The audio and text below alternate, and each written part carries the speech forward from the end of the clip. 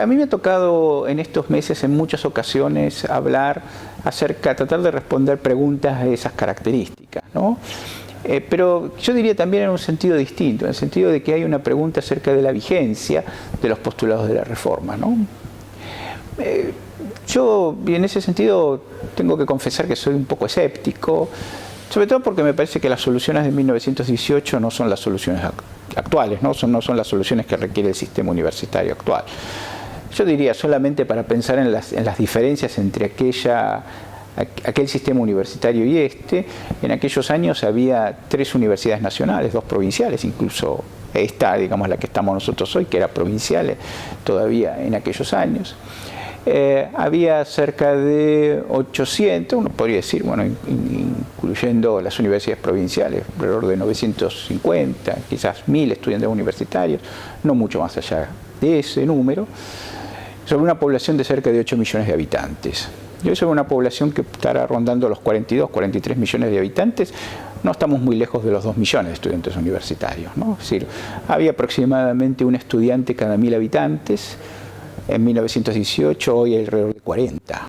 Y eso marca también solamente ese ejemplo. Después podemos hablar del número de universidades, de la existencia de universidades privadas que no existían en aquella época, de la heterogeneidad que tiene el sistema universitario hoy que no tenía en aquellos momentos. Entonces, a mí me parece que esas son cuestiones que nosotros tendríamos que tomar con cuidado. Ahora, es cierto que hay algunos aspectos de la reforma que en términos muy generales nosotros podemos rescatar todavía hoy. Uno, por supuesto, es hacer que el gobierno de la universidad recaiga en aquellos que protagonizan la vida universitaria. En aquel tiempo, sobre todo en Córdoba, en Buenos Aires era un poco distinto, la universidad estaba gobernada por consejos directivos cuyos miembros eran vitalicios, consejos académicos se llamaban ahí, cuyos miembros eran vitalicios, y que en realidad muchos de ellos no representaban auténticamente a la comunidad universitaria. Lo que la reforma hizo fue efectivamente hacer que el gobierno de la universidad fuese la expresión de aquellos sectores que protagonizaban su vida universitaria. Entonces esta me parece que es una cuestión. Los reformistas postularon también un cambio sustantivo de la vida universitaria, ¿no? Querían una vida universitaria mucho menos centrada en la emisión de los títulos, mucho más concentrada en afirmar el papel de la universidad en la vida cultural y en la vida científica.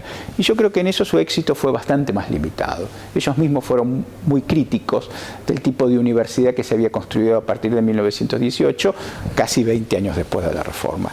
Y yo creo que de alguna manera ese proyecto de hacer una mejor universidad parece muy general, pero a la vez es muy específico, es algo que sigue hoy vigente. Es decir, es un tipo de universidad, digo, mucho menos centrado en el usufructo individual de los títulos universitarios y mucho más centrada, yo diría, en reafirmar el papel de la universidad en la vida cultural, en la vida científica del país y también en su compromiso de construir una sociedad más igualitaria y más justa.